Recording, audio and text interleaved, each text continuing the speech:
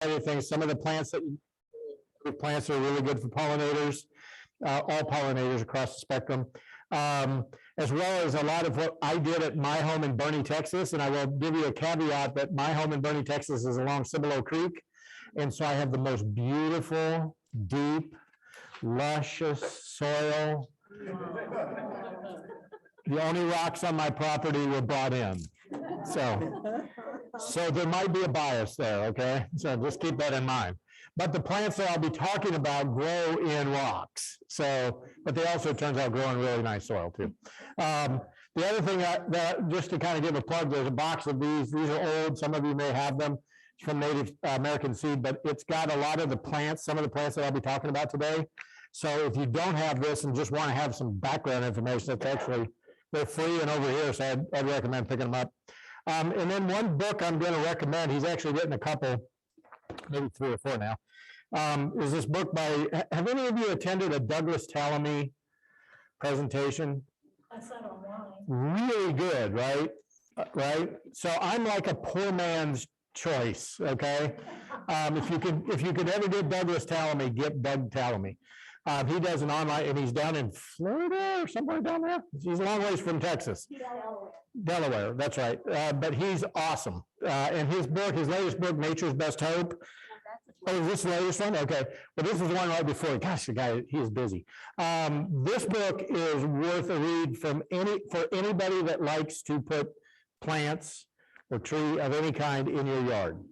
It's called Nature's Best Hope, and it's a fantastic book. And so if you're looking to learn more about what you can do for conservation, for those pollinators and all the things that depend on those pollinators in your little world, this is the book to get and to read it and really absorb it. So I absolutely would recommend that. Some of these others are just butterfly gardening, some in Texas, and then in general. So anyway, so those are the books that are up here. I will tell you that my presentation is going to be a lot of personal observations based on my experiences in both growing plants, native plants, putting them in the ground, watching pollinators, watching the seasons and what's going on. So just to give you that heads up as well. But first, just to tell you a little bit about the program I work with the Community Stewardship and Engagement Team, which is a 4-member team within the Wildlife Diversity Program within the Wildlife Division of Texas Parks and Wildlife. So it just gets smaller and smaller and smaller. What we do is try to engage the public in getting engaged in nature. Okay, and we use a tool through our Nature Trackers program. We use the tool iNaturalist. How many of you have that on your phone, iNaturalist? Show of hands. You have a lot of work to do. More of you should have iNaturalist. Here's the deal. This app, which is free, which when you create your account, gives you your own web page on iNaturalist to track all the things that you see and take pictures of it with your phone or your camera. It's an encyclopedia of nature in your phone. So if you're out in your backyard and you see something you don't know what the world it is, you take a picture of it on iNaturalist. iNaturalist helps you identify it, so you learn more about what your yard is. And we'll talk more about iNaturalist a little bit later. But we use iNaturalist, try to get people engaged in using that tool to help document flora and fauna across the state of Texas. One of the things I like to tell people, hard to manage natural resources or anything else if you don't have all the information.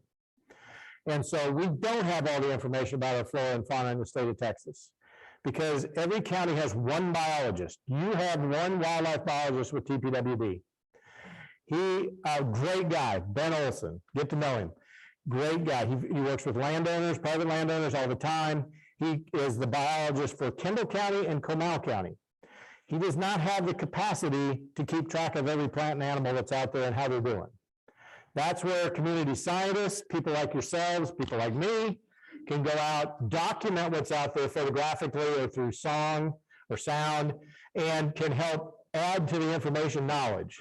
Because how do you make a decision if you only have part of the facts, right? And that doesn't just apply to nature, that applies to everything.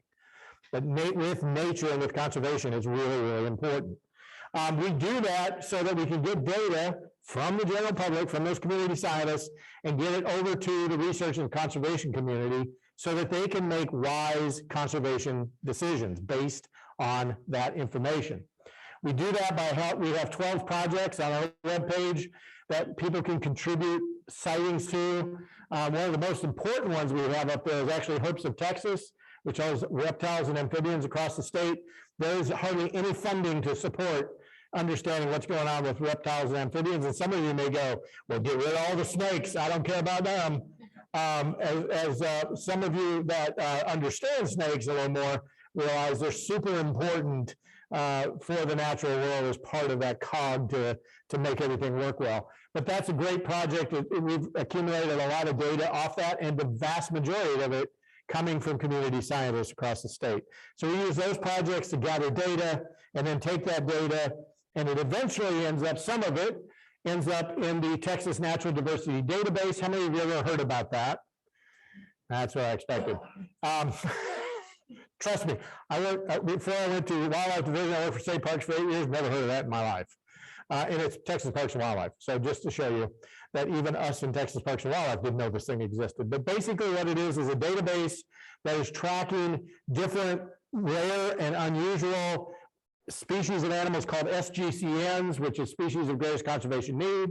And what it does is puts them on the map so that when developers or city people that are putting in a new road or whatever it is, they can go to this information and go, hey, we've got a rare species here. What can we do to not stop the project, but work with that information?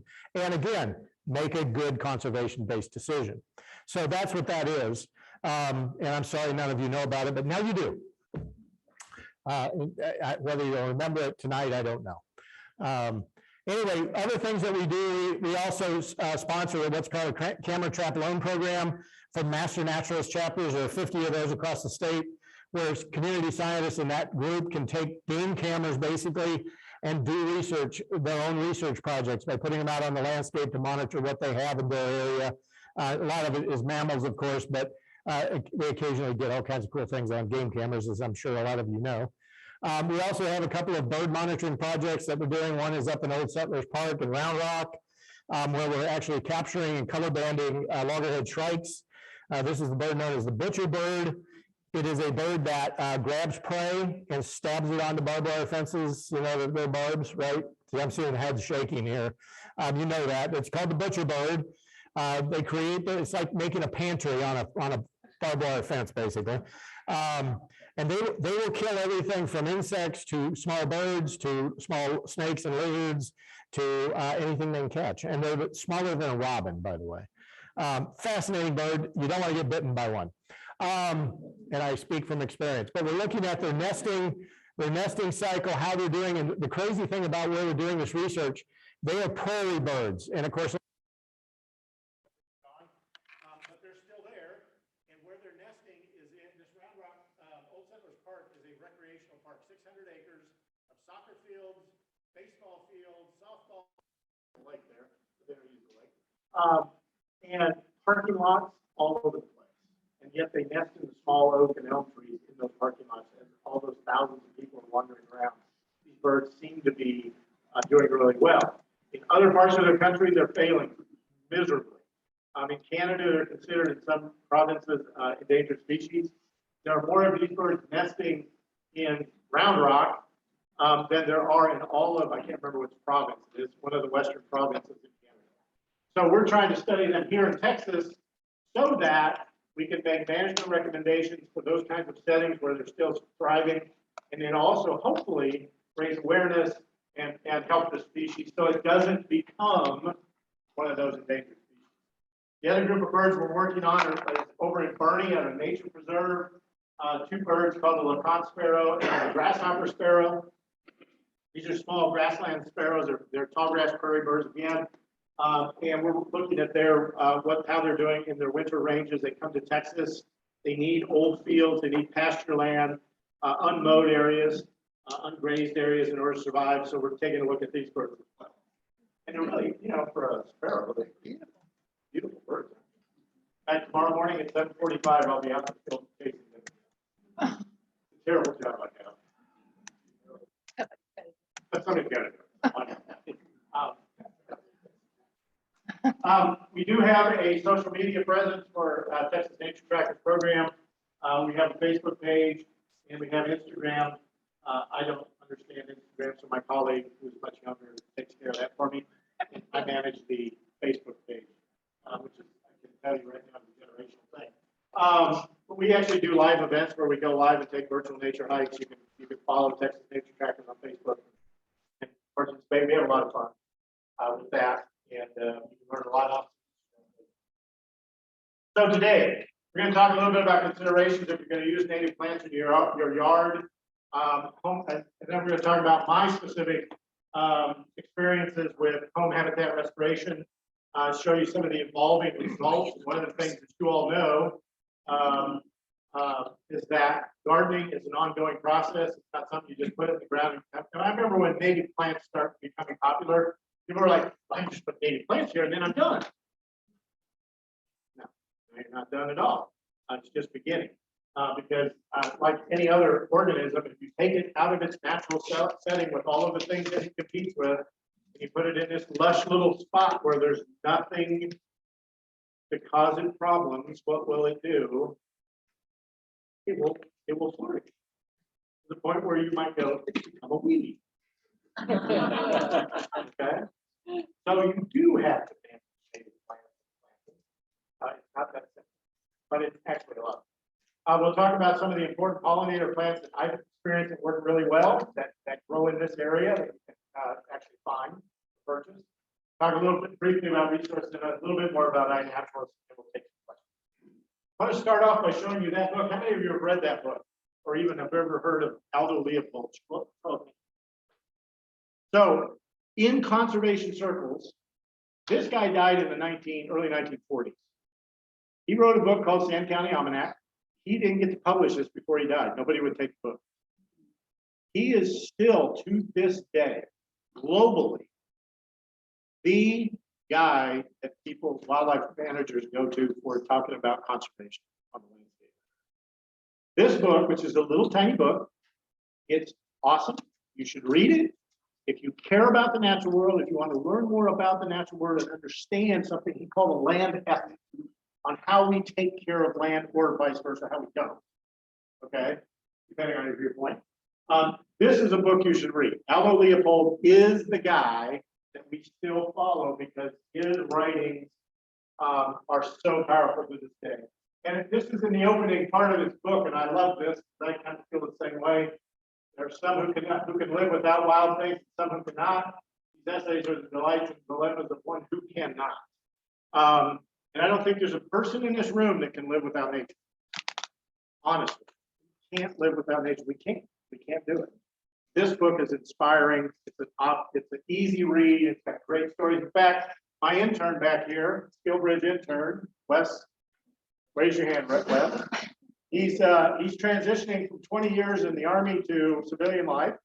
He's working with me for the next 4 months. Sorry, I know I said I wasn't going to introduce you, but hey, you're back. So I will. So he's starting to learn this. You just finished reading this, right? What's your thought about it? Don't say it because you think I need to hear it. Okay.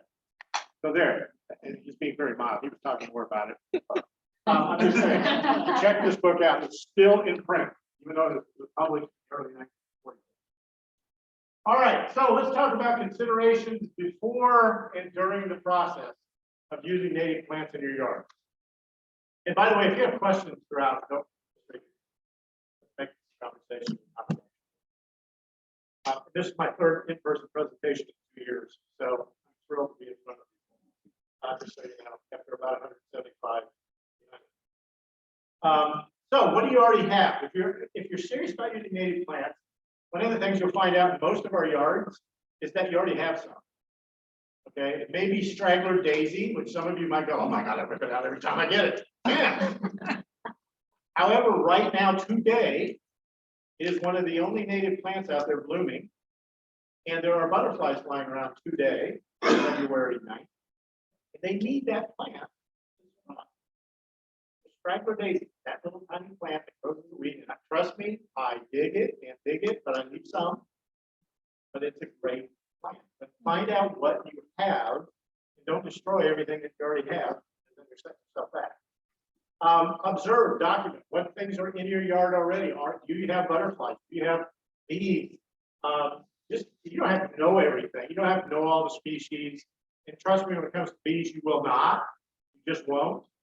There are too many of them, and too many of them are so tiny. They're 4 millimeters long, and you got to get a microscope and you got to dissect their abdomen to figure out who they are. How many of you want to do that? I would, but I don't have that kind of microscope. So I'm stuck. And then protect what you have as well already. Natives, and I know this is the master garden, but I'm going to advocate for native plants because I'm always going to advocate for native plants because they're adapted to our soils. They produce pollen, nectar, good enough sources to provide food for those pollinators that you're trying to attract to your yard. And so I'm going to say native plants are always the best option if you're trying to do that kind of thing. Just want pretty. Okay, that's fine. But I'm talking about pollen. So there you go. There's select plants that have head. So when you're thinking about plants that you want to bring in, think about ones that have heads with multiple flowers or in flowers that are in clusters. Let's give you an example. You go to HEB, you go in there and you go, oh wow, they've only got 2 kinds of cheese. And you go, where's the rest of the cheese? They go, you got to go to the store over in Rome and get the other 2 kinds. And then you go to the egg aisle and they don't have any eggs. And you got to travel to another one to get eggs. And you go, I need some bread, but I want Super Dave's or whatever that is, that bread. They don't have it, but they have it over there. And all of a sudden you find yourself traveling all over God's green earth to get what you need to survive, right? Think about the pollinators the same way. Concentrating plants, concentrating flower heads helps them forage much more efficiently and better. Tubular flowers are attractive for certain insects like that. This one right down here, does anybody recognize that? It's a penstemon called Gulf Coast penstemon. So it grows down closer to Houston, but it does really well here. It just needs blooms in the spring. The bees especially love it because they can crawl, they land on it. There's a landing pad for it, and they crawl right in and get what they need. So, are there evil bees? I mean, the ones like the ground bees that Never met a evil bee in my life. evil bee that chases you. Well, here's the thing. It's a So yellow. let's talk about that. It's actually, you're talking about bees that nest in the ground, right? Yeah. Okay, so here's the deal. Most bees, there are almost 800 native bees. 800. How many of them do you know? Bumblebee, honeybee, which is not even native. It actually is a negative for our native bees. Okay, in terms of outcompeting them and taking resources. But the Mexican honey wasp, but it's a wasp. But here's the other thing, all kinds of great wasps, and they're all pollinators. Here's the crazy thing, they're not as good as bees. Bees are fuzzy, right? Evolutionarily, think of bees as fuzzy wasps. Wasps supposedly arose first, and then bees came after. So wasps aren't as good as pollinators, but after pollinating all the time, and here's the other great thing about wasps, speaking of ground things, a lot of them go after the bugs we don't like. They feed on those pests, destroy them. Right? We good. You know those beetle grubs we find in our underneath grass? There's a wasp that goes digs under soil, finds one, lays its egg on it, the egg hatches, it eats that thing, it kills it by the time it comes. Wasp. Okay. And when they come out, now, yes, here's the deal. And then most bees are actually solitary. So when we think of bees, we think of a honeybee hive, right? You know, thousands of bees in a box. Most bees are actually solitary. They live a little lonely life by themselves. They dig a hole in the ground, or they dig a hole in a dead plant stem, which, by the way, is a good excuse to leave your dead plant stems in your garden over winter, because they're going to use them as home. If you chop all those down, you're actually taking away habitat for those small bees, who are the primary pollinators of our flowers. Okay. Yes, bumblebees are the ones that are big and showy. Honeybees, everybody knows. It's the little guys doing all the work. And some of them nest in little holes in the ground. And so you're going to hear me say, and I'm going to say right now, again, in case I don't the next time, leaving a little bit of bare ground is perfect for certain species of bees. Because that's what they need. Now here's the thing. You were one of those bees. Some big giant monster. I'm thinking I'm going to react. I happen to have a stinger. That can do the trick, right? So that's going to happen. But those, by having a little bit of bare ground, those bees are actually helping in your garden. And plus they're food for birds. I had all kinds of wasps one time in my last summer. I mean, I was out there taking pictures of all these wasps I'd never even seen. Okay, taking all these pictures. One day, a family of summer tanagers moved into my yard, ate every one of them I saw. I went weeks without seeing another wasp because that's what yellow jack or that's what summer tanagers eat. Beautiful red bird, females, males bright red like a cardinal, and the females yellowish brown. They just cleaned them out. So all of that stuff works together. One thing is feeding the nest, right? And those bees, I'm not saying they can't be a pest. I swear. Well, I'm telling you, but here's the one thing. The one bee, quote unquote, that's not a bee that nests in the ground and really builds up the population in the fall, that is colonial, is yellow. It's a wasp. Here's the deal. They're pollinators. Doesn't mean I have to like them. Because about 3 years ago, I was walking through a prairie, and all of a sudden, I was running for my life. And I felt that sting, and I went, oh my God! And I just took off. And of course, look at me. I'm not really taking off at any high rate of speed. And these bees, these wasps can fly way faster than I could run. So my relationship with them is recognize where their hive is. Anyway. If you've got small kids or small pets, don't. Yeah, just keep them away. And here's where they like to nest. They like to nest in old fox dens, places where armadillos dig out. So they're cavity nesters underground. And by fall, they build up huge populations. One of the ways I find them when I'm out doing field research, especially in long grassy fields, is as I'm walking along, all of a sudden it looks like popcorn with things coming up out of the soil or things flying into a certain spot. That's where they're nesting. And then just try to avoid it. Yeah, hopefully yellow jackets aren't in your yard. That'd be a pain. And I would back you whatever you needed to do. You do have to draw a line somewhere. Okay. Have a mix of flowers with deep flowers and shallow flowers. So think with long tubes, short tubes, because some bees have very short proboscis. Others have a very long proboscis. So accommodate everybody. Not that hard to do. Select flowers that provide nectar sources in different seasons. One of our goals is always to have at least 3 or 4 or 5 things in bloom. It doesn't matter if it starts in February all the way until December. So that's where diversity begets diversity. The more things you have, look at them from a seasonal standpoint. Some things only bloom once and they're done. A lot of things will bloom once, twice, 3, 4 times throughout the season. Figure out what those are. Different size flowers obviously can also increase pollinator diversity.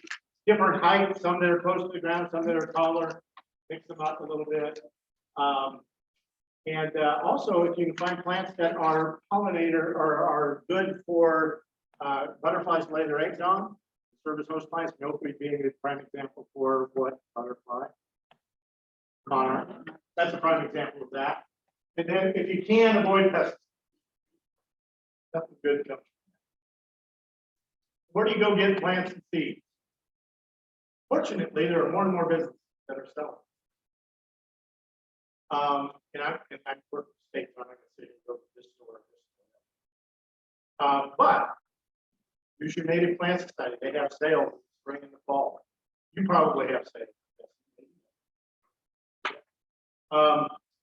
Master naturalists know where you can get sources. There are all kinds of sources for native plants. The key when you buy a native plant, if you buy a native plant and it says Rebecca Herta variety, I don't know, sunshine, That is not a native plant. Okay, that's a variety of a native plant. A lot of times those varieties are more than I can tell you. When they make those extra pink flowers and various things like that, they sacrifice nectar, they sacrifice pollen. It becomes less available to pollinators. So look at that. If you know a place that's about to be torn up for a housing development, of course, that never happens.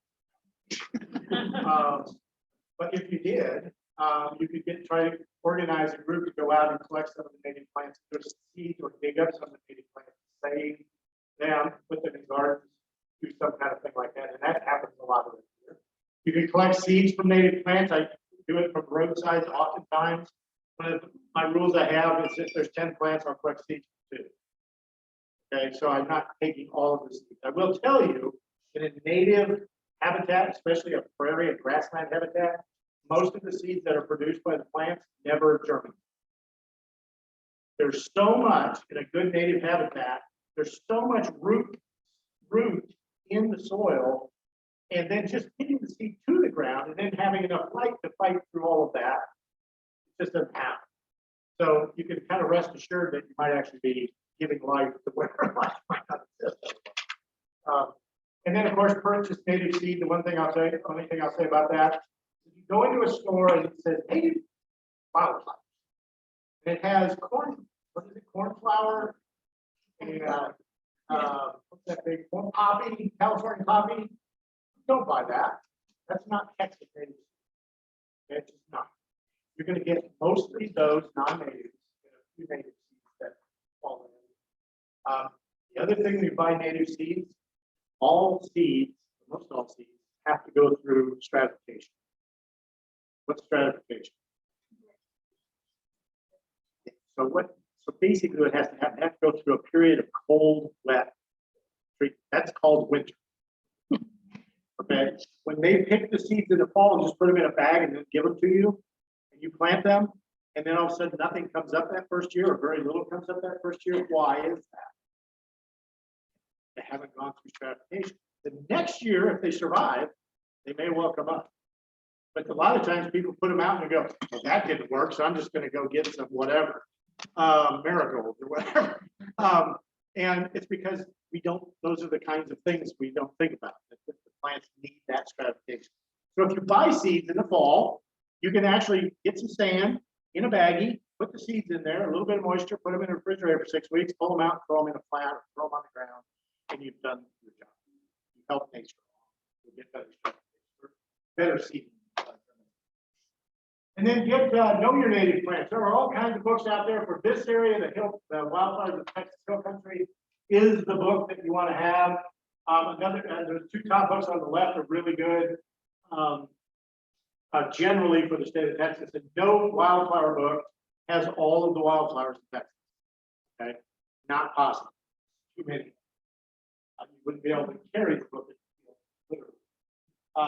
But when you get a field guide, actually look at it. Okay, look at the first pages to tell you how to make field. Here's how to use this field guide. I've been as guilty as anybody over my career going, this is a great book. And then I get in and I start, well, what's this mean? I never go and read the actual introduction. So get to know your book. Okay. All right. So let's talk about what I do. What I do. My little house. My wife's in my little house in Hardy, Texas. This is what it looks like when we bought it. How many of you like what you see? Yeah, it's got little palm trees. Native magnolia tree blocking half the house. The irises in front yard, there's other things. But these are some of the things that we had. We had boxwood, we had ligustrum, we had andina. By the way, the red berries and andina poison birds.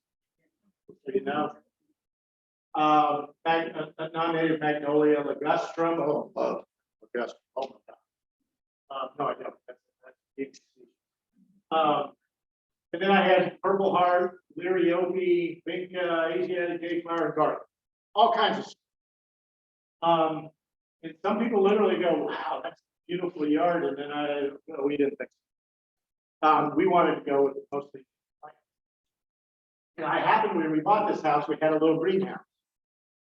Granted, the panels were faded yellow, the wood was all rotting away on it. After rebuilding the entire thing piece by piece, we started growing our own native plants from seeds. And so we started from scratch, collecting seeds from the roadsides.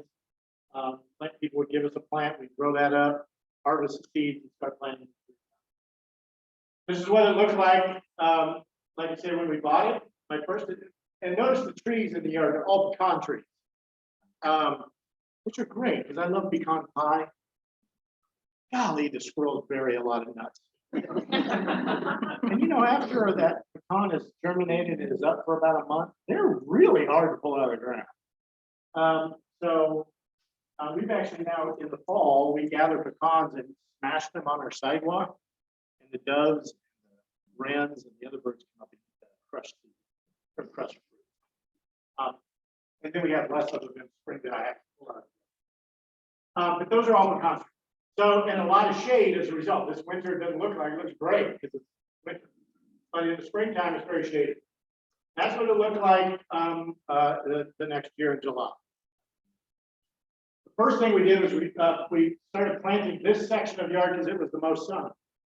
And we put a lot of stuff in there, and we found that some things like the big annual sunflower came in all by itself. And I was like, I'm going to pull this. This is crazy. But the goldfinches told me otherwise. So I left. And what's interesting is the second year, I had almost none. I would have thought I would have had 3 times more, like cowpen daisies. They almost disappeared, which means that birds ate the seed. I put up a picket fence because we have this animal that's brown, long legs, white tail. And then we have another one that's got spots all the time, really big, huge antlers. And they're all over the place. Probably don't have that problem. And so we have a small yard, and a lot of those deer were going to eat these plants. So we put up a picket fence. They've never gone over the picket fence. Here's what I think. They're capable of going over. Trust me, they're capable. Okay, you all know that. The yard is so small. I don't think they like jumping in small areas. They've walked by our yard all the time. Never once have they left over there. Now we do have a small dog, but I don't think that's an impressive enough dog to steer off. So that's been helpful. So we focused only on that one part of the yard.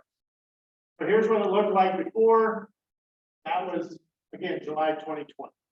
Now a lot of people look at that and go, God, what a weed bed. When are you going to mow that down? But here's the thing. All of a sudden we went from having virtually no insects, all kinds of butterflies, all kinds of bees. And it's just gotten better and better and better and better. Good breeding. So here's that place one more time. This is what it looks like in 2021. And notice how it evolves. That's the other thing that's really cool about using native plants. Some of them, they evolve. You get some one year and then they don't come back as strong the next year. You get others. So there's a lot of just natural evolution on the plant. Here's some more of that area again. Here's October 2021. So again, here's October, here's July, here's June. You can see things go through those seasons. So again, all of those pointers I said at the first, plant different things, different heights, different times of flowering. We'll keep it an actively growing place all year long. Out here in front, we started chipping away at the St. Augustine. And literally the way I got rid of it is I took a fork, and I dug it in squares and ripped it out of the ground.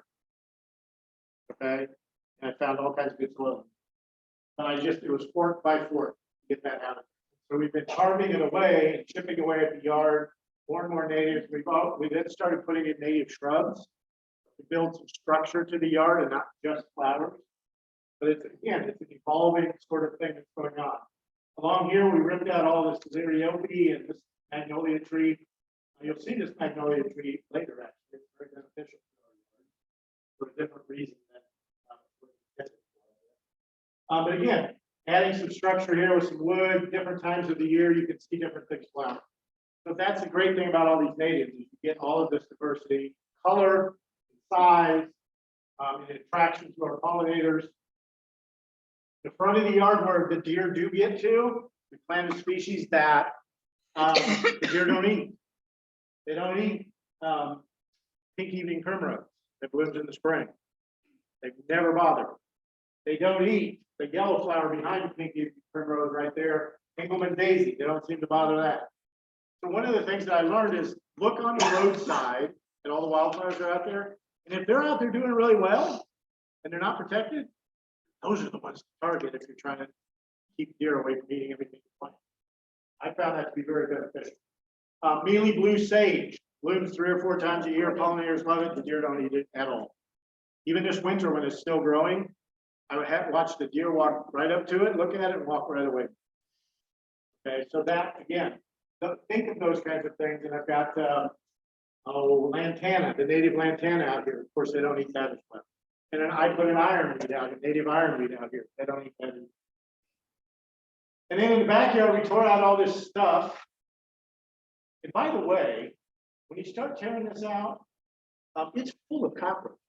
I don't know if you know this, but a lot of cockroaches live in it. It was disgusting. Frankly, I couldn't believe it. No, by the way, they're really tough on chains. It's just funny.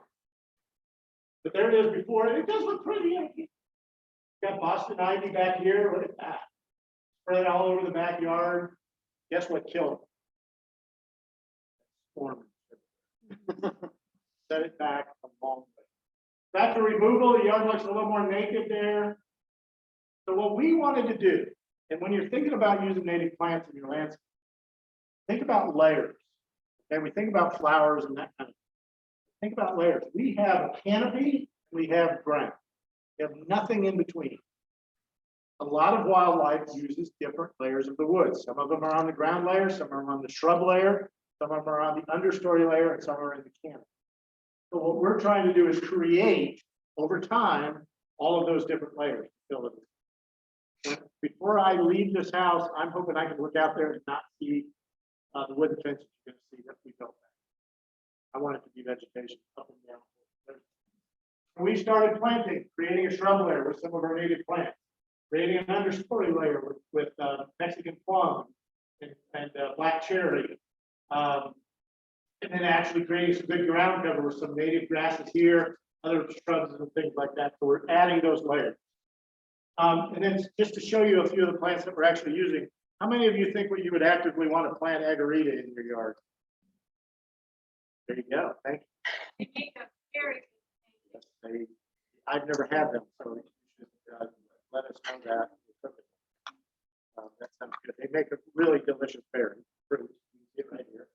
My understanding is because the leaves are so spiny, that you just put a sheet or something underneath it and bang the leaves with the fruits with a stick, that gets them on the ground. But the reason I love this plant, A, the deer don't feed on, but B, in late February and very early March when these bloom, they're one of the earliest blooming plants of any note, and all the pollinators go there. The butterflies use it, the bees use it, the wasps use it, the flies use it. The hummingbirds, if they were around, would use it. Okay. So it's a really, really valuable plant. Small, it's native, it grows in all kinds of conditions. Another one is wafer ash, it's a small shrub. The flowers don't look like much, but I went out one night and I was looking at the flowers blooming, and all kinds of moths were nectaring them. It's not moths are nighttime, a lot of nectar. Okay. It is a host plant for this butterfly, one of two butterflies, giant swallowtail and a two-tailed swallowtail, our largest butterflies that we have. And the caterpillars look like bird droppings. Pretty effective camouflage. Yeah. Texas persimmon, how many of you are familiar with this tree? Again, another tree that produces really tiny flowers. I mean, super tiny flowers, but if you ever stick your nose there, don't suck it all the way up your nose. Really fragrant. Male and female flowers on different plants. Butterflies, even I've got a picture, I didn't put it in here, but I've got a picture of the monarch nectar. So everything is nectaring on these tiny little flowers that grow all over the hill country. Here, don't eat. Then we have Texas red bun. A lot of you are familiar with that, I'm sure. Beautiful red flowers. It's the host for this little butterfly. The only time that here this butterfly comes out is when this is in flower, called the Henry's elephant. Another one that's also a host plant for the Henry's elephant is the Mexican Buckeye, another great little understory shrub. Nice thing about some of these is they'll grow in partial shade. So if you have a shaded yard, these are real effective for it. You may recognize that.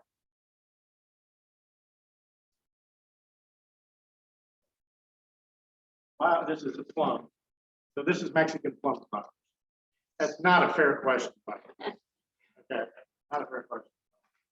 Mexican plum blooms in early March when the monarchs are starting to migrate back from Mexico. Last year, the winter storm killed all the flowers of the agarita, didn't kill the flowers of this. So it bloomed prolific. Just to prove that to you. In a 2-hour period, one day I stood at one tree and took a picture of all these colors. Okay, so when I say this thing attracts them all, it attracts them. Before I was remarried, when I would smell this, I would tell people that if a woman ever walked by smelling like that flower, I would marry them, no question. It is that good smell for me. So I'm just saying, super fragrant. Okay, sorry. I'm not really it's so good. They should make perfume out of it. Yeah. It can grow up to about 15 feet or more. I mean, an really old one, you get 20 feet, pretty wide. But I'm using it as an understory. Yeah. So it's going to grow. It's never going to get as tall as the contrary, but it's going to fill out really nicely.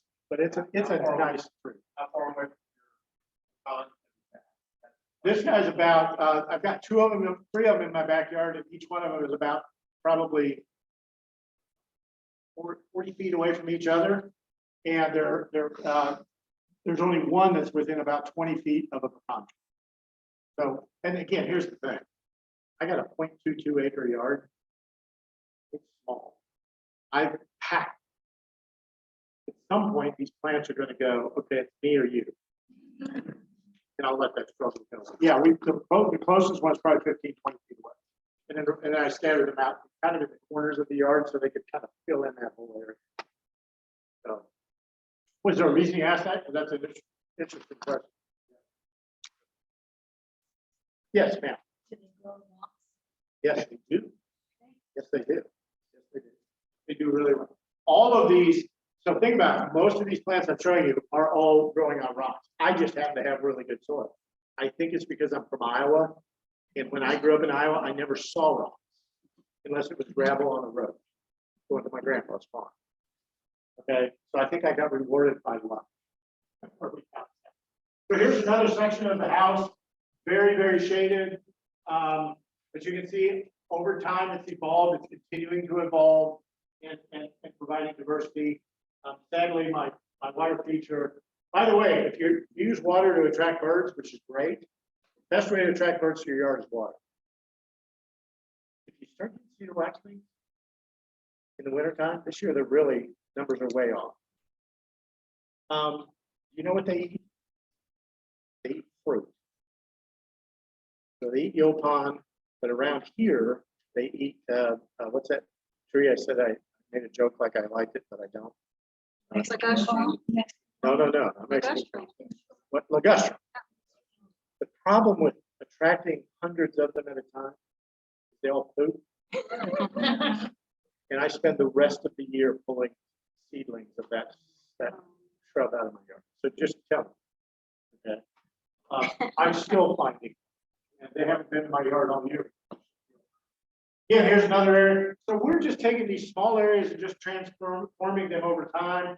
We even have these kind of things here, that these weird rock things.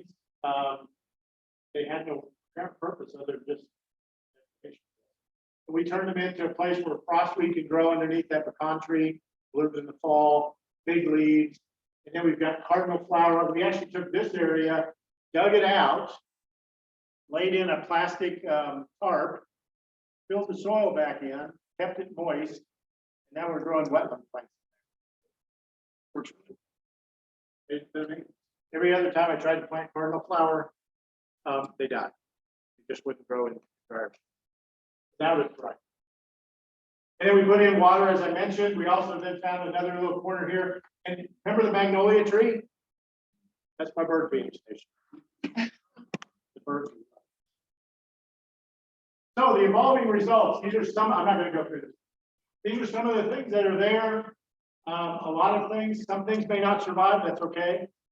Some things may get, you know, my wife was like, I think that's going to get too big for that space. Yeah, we'll deal with it for that. They're pretty young plants. So. Lots and lots of native plants of varying kinds. And what's really cool to watch is all of the things that start visiting. All of the native plants. Here's some of it. Here's a milkweed right here. Here's different. That's a type of carpenter bee. There's one of our little sweat bees there. There's another bee.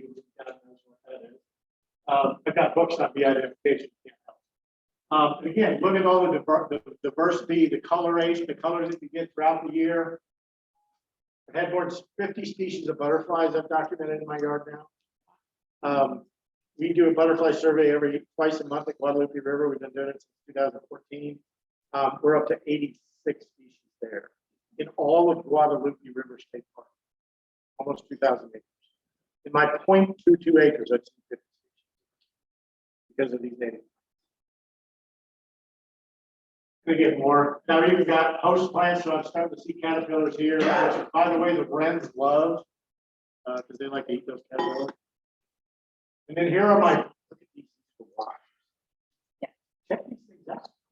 They're incredible. Now, granted, I don't like that guy. The big red wasps, they hurt.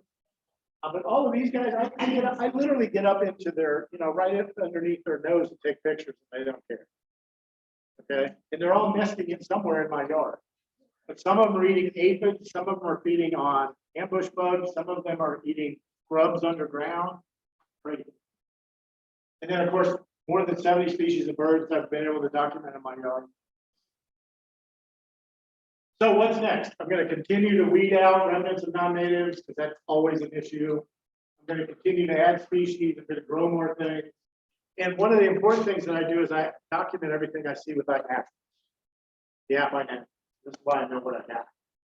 And then a lot of time I'm just going to take it. I've got a chair. I found a chair now that rotates 360 degrees. I go out there with my camera. Something flies by and it's behind me. I can spin around, take a picture. My wife found one of these. These are some books. Some of these are up here, but a lot of them are not. But there's lots of good information out there on what you could do to enhance your yard with native plants. And I'm going to tell you right now, I'm hardcore with native plants. You don't have to be like me, but just even a few native plants. With everything else will enhance your yard. And as Doug was telling me, right, you know, the greatest national park we have is our yard. You think about it, little bitty pieces. If we all did a little bit, we would be helping these pollinators. And oh, by the way, if you like apples and grapes and those kind of things that pollinators provide for us through their services, take away pollinators to the grocery store. Okay, so keep that in mind. How much you get water? Not very much, to be honest with you, because they're mostly adapted. Now I've had, you know, we got really dry last summer, so there were occasional times where I put water on, so just to give them a drink, and then, but not a lot. I've been pleasantly surprised. I've got some sandy soil, and then in the backyard I've got more clay-based soil, so it's really different between the front yard and the backyard. That sandy soil tends to dry out. That's the sunny spot, so it dries out a little quicker. A little bit, but you know, I'd like to think that it's studying the root system. But I have had a couple of times it's like, no. Those carriers like dogs, so it's found its spots and we were. Ever augment your soil with compost Nothing. after? Well, what I do is I take all the pecan leaves and I spread the pecan leaves out on the garden in the fall. And you know, some people, you know, when I lived up north, they said don't ever plant anything under a walnut tree, which of course is relative of the pecan because it's have chemicals that exist. Right? Yeah, but native plants I've never seen. Never seen it whether it's here in my yard. But I use those leaves all the time. So that there's something returning back. And by spring, it's amazing. I pile them up, cover all the rosettes. And by spring, May, a lot of that is gone. So I think it does help. Try not to take away nutrients.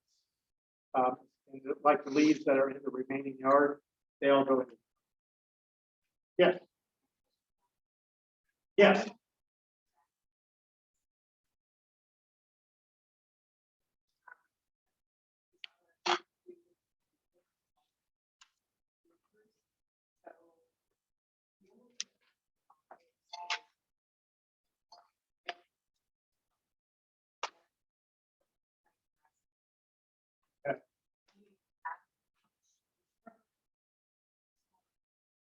I mean, the answer, without looking at it, I would say probably the more diversity you can create.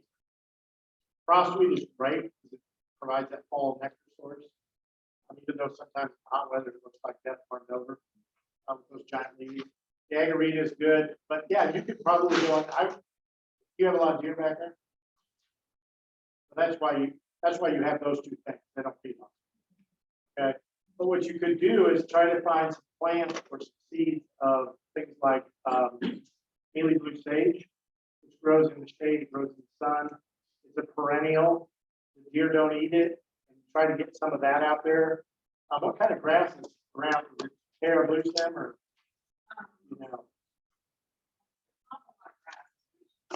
Okay.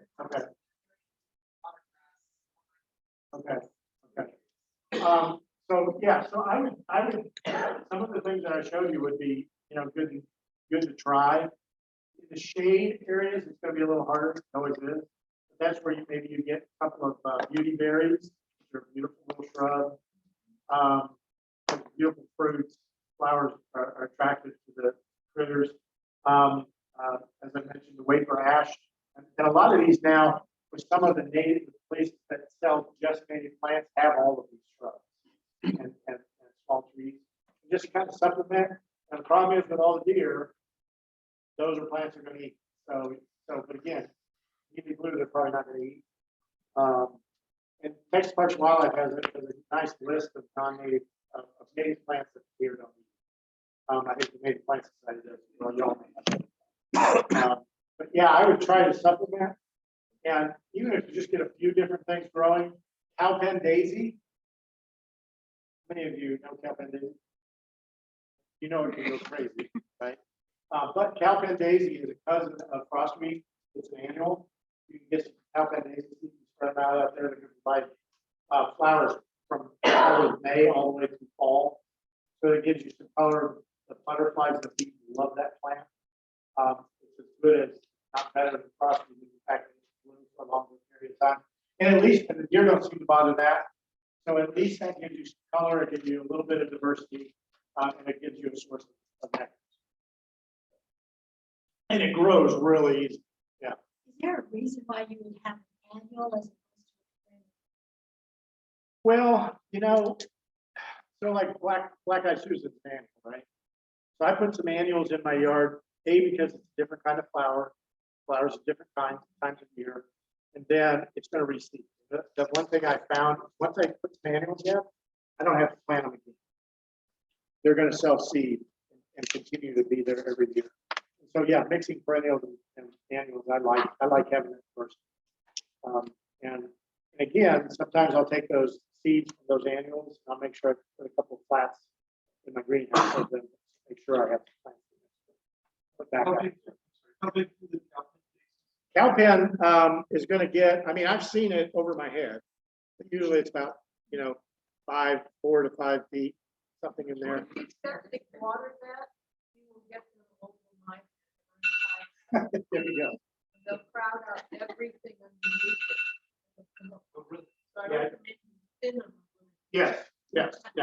The first year I was like, I want them all to grow. Oh my gosh. You saw that first picture earlier in the slide, but that was close to Cowpen daisy. But what's interesting is last year I had lots of seed on the ground, and I didn't get a lot of Cowpen daisy this third year.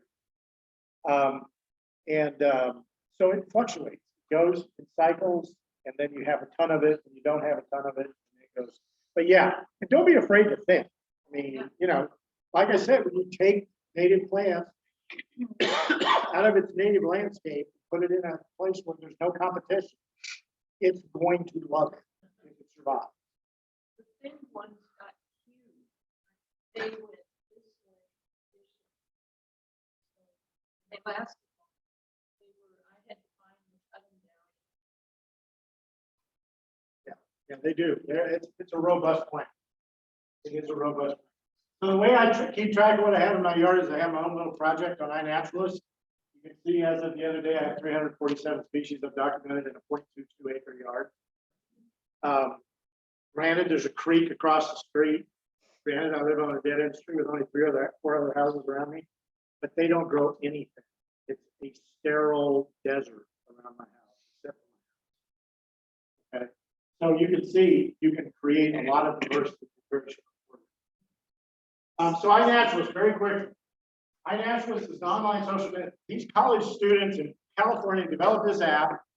They wanted, you know, everybody back then was taking pictures of their meal that they ate, and hey, look, I got a new pair of shoes. Look at this. And you know, we wanted to show the world everything.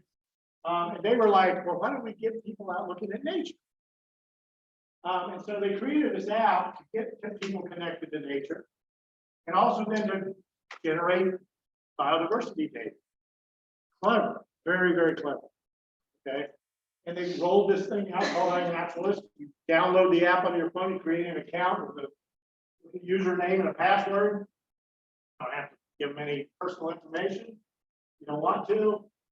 And you go out and you start taking pictures of nature. What this does is it's got this amazing artificial intelligence that you point it at that ironclad beetle, and then you get the picture and you click on a button that says, what did you see? And it will tell you, well, that's an ironclad beetle. What a great tool. I mean, if I've loved nature since I was a tiny little kid, apparently. Okay, I don't remember that, but I did. I've always loved nature, according to my mother. I swear it makes up stories. That things I cannot remember in my frogs in my bed. I don't remember frogs in my bed. It's true. I can't disagree with my mom. So the but if I had this when I was a little kid, oh my God, what I would know now. Okay. This is a great tool. If you want to learn about the world around you, this is the best tool out there. It really, really is. And basically, you take a picture, you share it. The artificial intelligence helps you try to identify it. All those other iNaturalist users out there help you to identify it. And learn more stuff. As of January 18th, we had over 88 million observations globally. Wow. In Texas, over 5 million. Now it's over 6 million. So as an agency of conservation, why wouldn't we want to advocate using that? Right? So I invite all of you to consider using that app. If you're just taking stuff and picture in the backyard, great. Take that opportunity to learn about what's around you. Okay?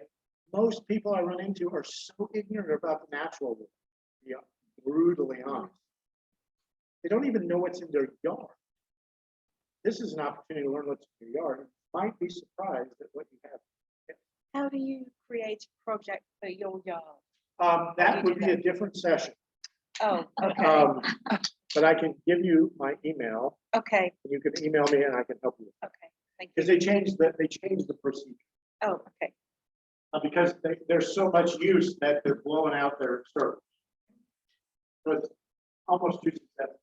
So again, create an account, make a picture or record a sound, make a guess as to what. If you don't know what it is, it'll tell you what they thinks it is.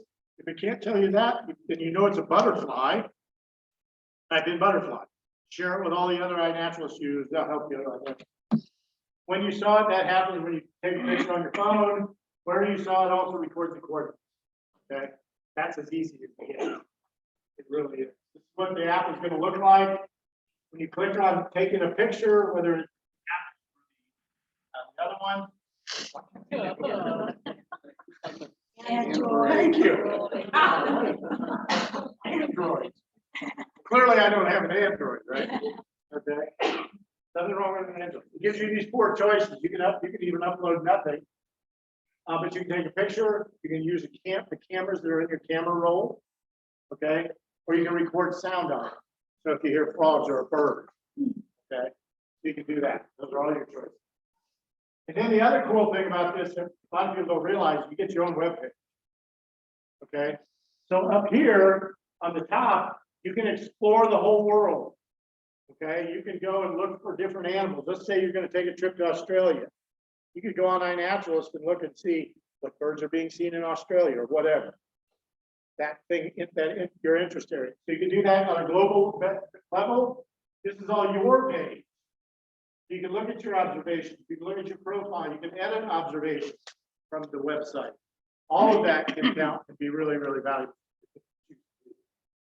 Again, you can create your own project. Again, I just, it takes, that's separate. You can also get engaged in other ways to record and become community scientists. You can use eBird, which is a great way to report your birds.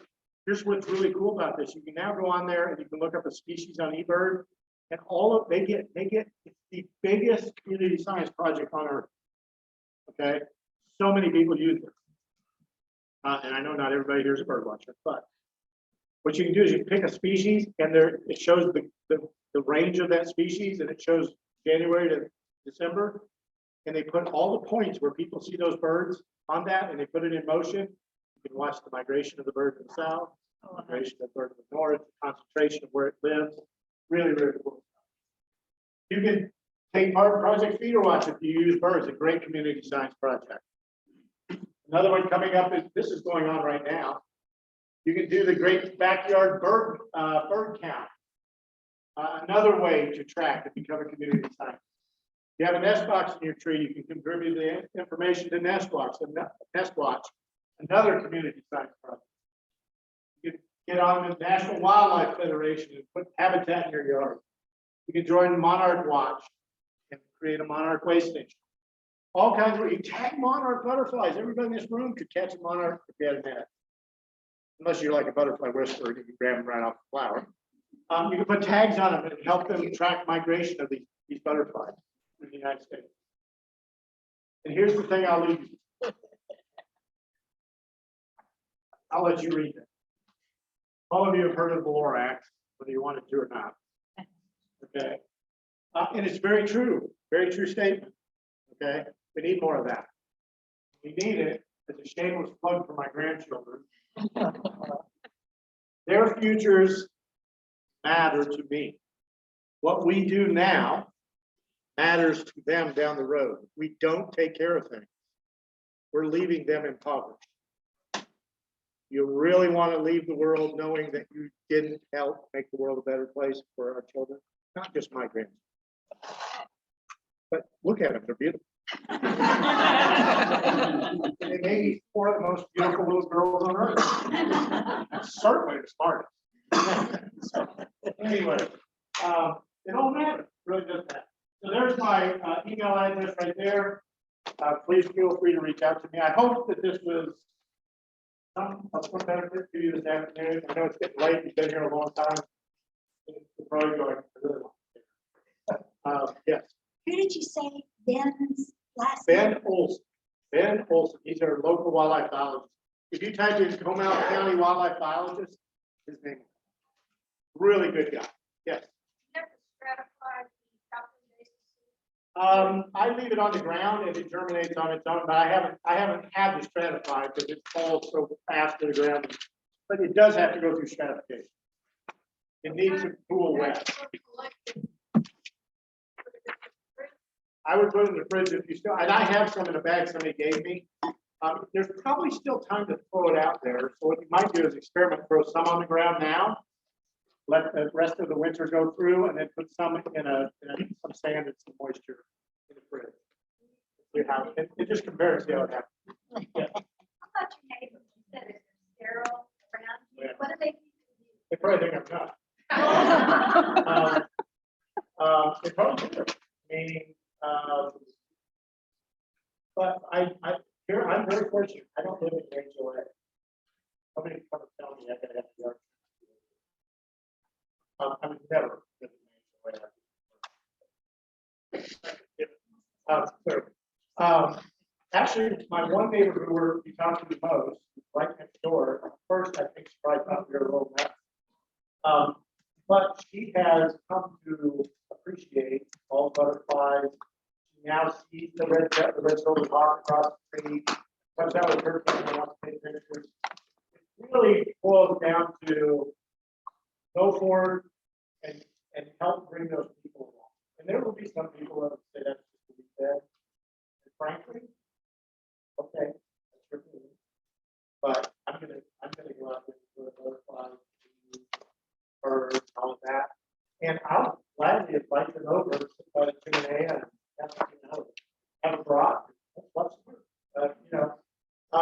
If we don't do that, if we worry about this month, don't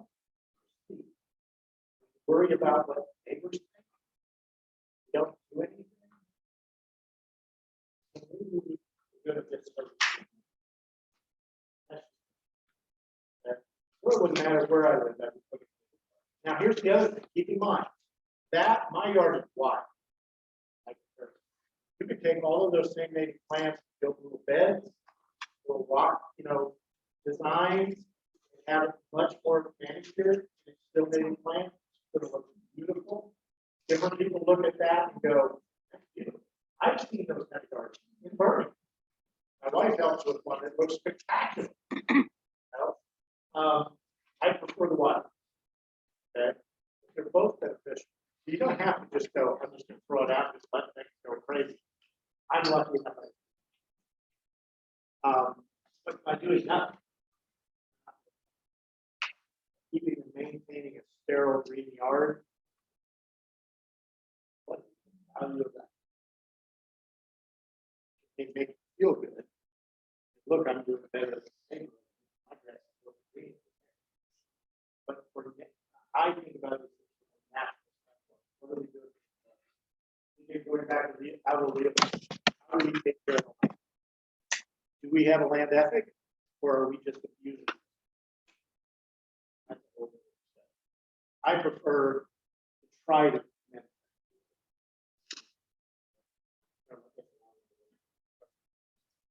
I get a little excited.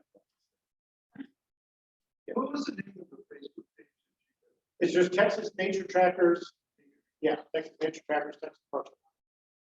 Yeah. Yes, ma'am.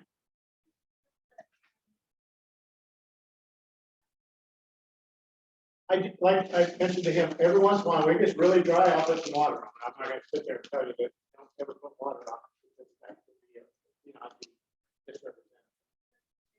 In general, I don't have to worry about it. It is. And those plants, there are days I go out there and they're looking pretty wilted. Late afternoon, I'm like, oh gosh, I put some water